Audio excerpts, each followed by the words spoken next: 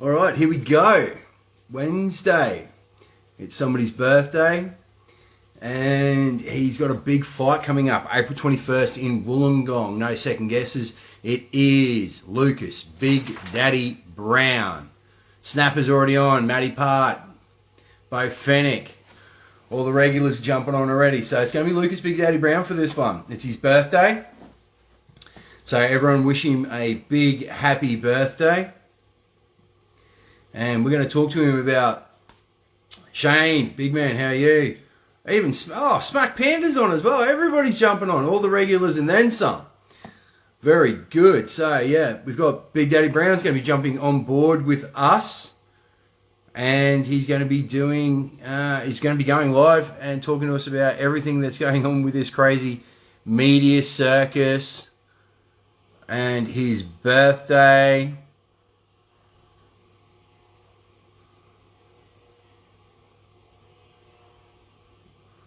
So we're just waiting on him. Tapu, Opataya. Mate, the legend. Herman's jumping on.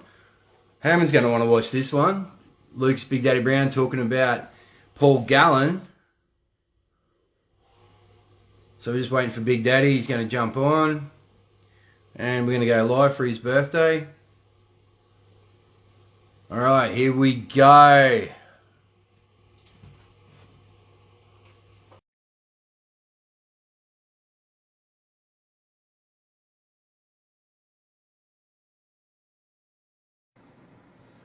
There he is.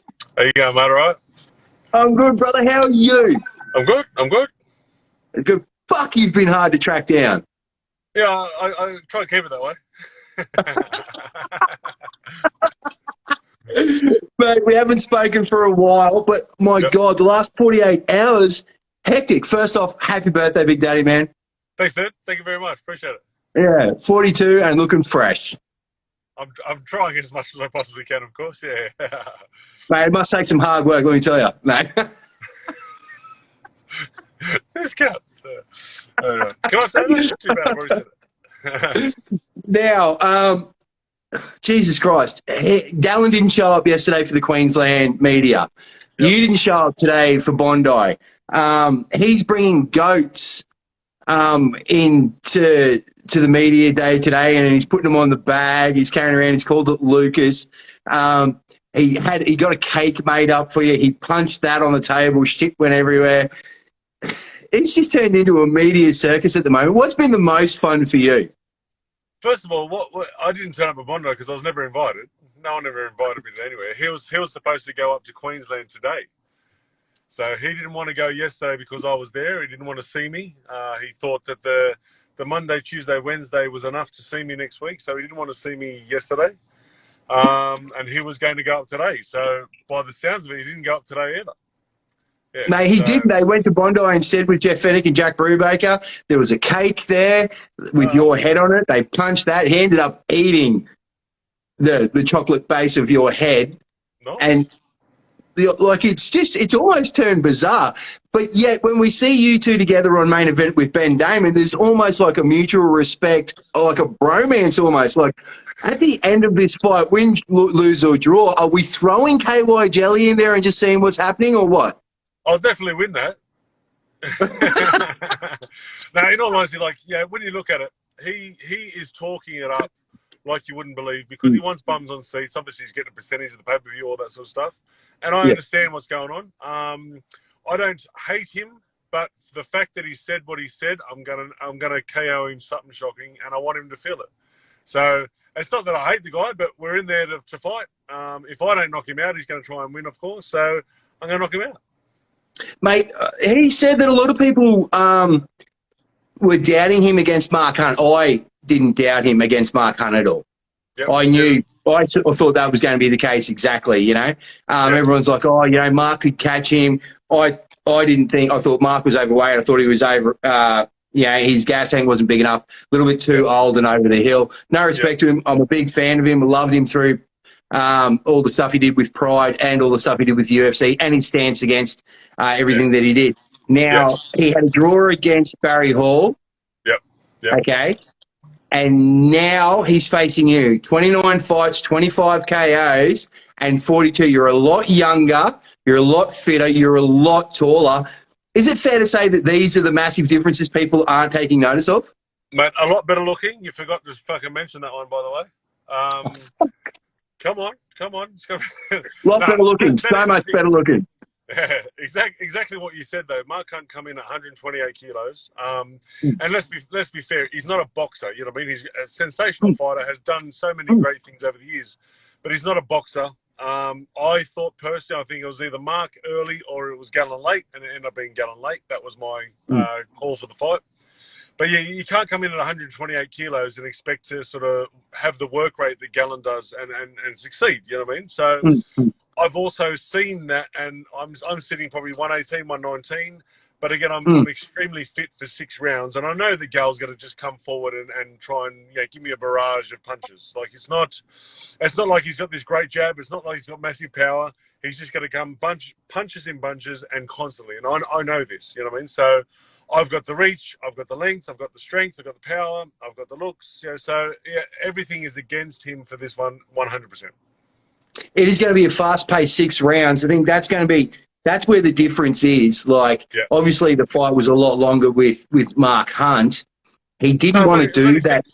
It was only 6. As well. Yeah. Oh, well, okay. Exactly. So it felt longer.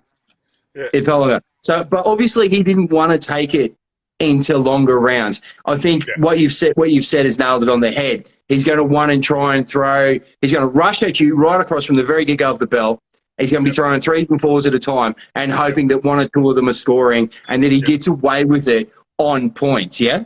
Yes, 100%. He said that. He knows he doesn't have the power. He also doesn't want to stand there and trade with me, smart enough. So he's looking for a points decision and not a stoppage or a KO because he knows he's not going to get it. So, yeah, it's basically a points decision from his end, which he won't get. So you're going to lean on him if he gets close. You're going to try and keep him at mid-range, and anything long range is going to be touch, overhand right.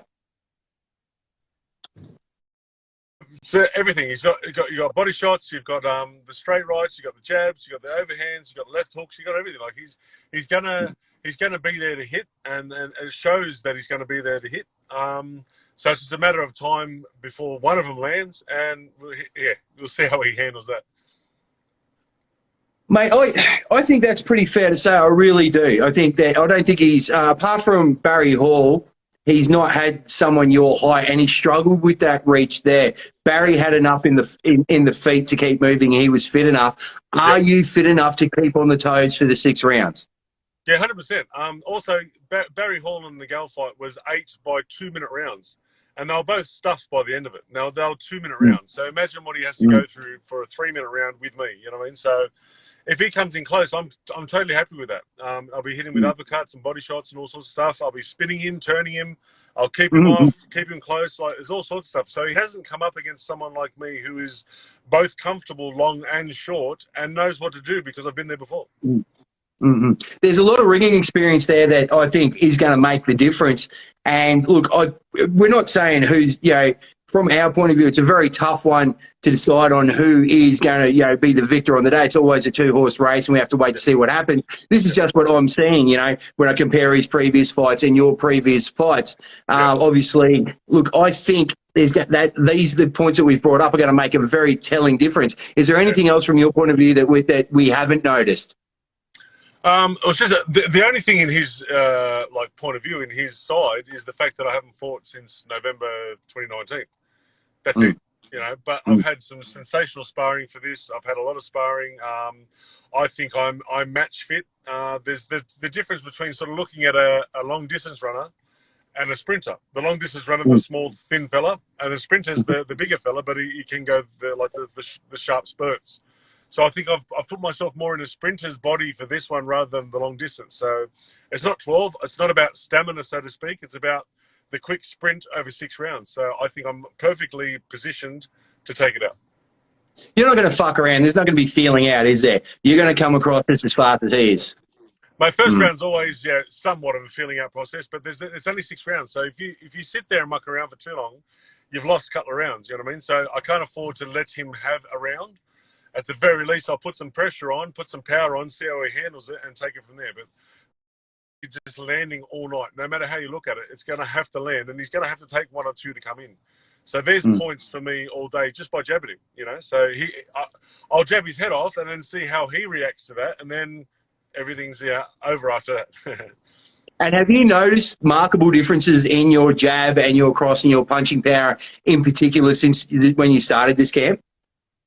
Not necessarily, no. I've always had the great jabs and everything else. It's just the difference between having a guy who's my height or taller and having a shorter fella. So that's all it is. All we have to do is adjust to the shorter guy, and we've been sparring shorter guys. So I think I'm well and truly on track. Mate, we're going to leave it there. It's been a great go live. We're wishing you nothing but safety and success. Hashtag Bash Gallon. It's a great shirt. It's a great slogan. The whole media, the hype, everything, the lead up to it's been absolutely amazing. And we can't wait to see you on weigh-in day at Wollongong. We're going to be there, and we're going to be set up, ready to go, and we're going to talk to you again then. Big Daddy, happy birthday, man. Enjoy the rest of your day and go get it, yeah? Appreciate it, mate. Thank you very much. Thanks, brother. Enjoy.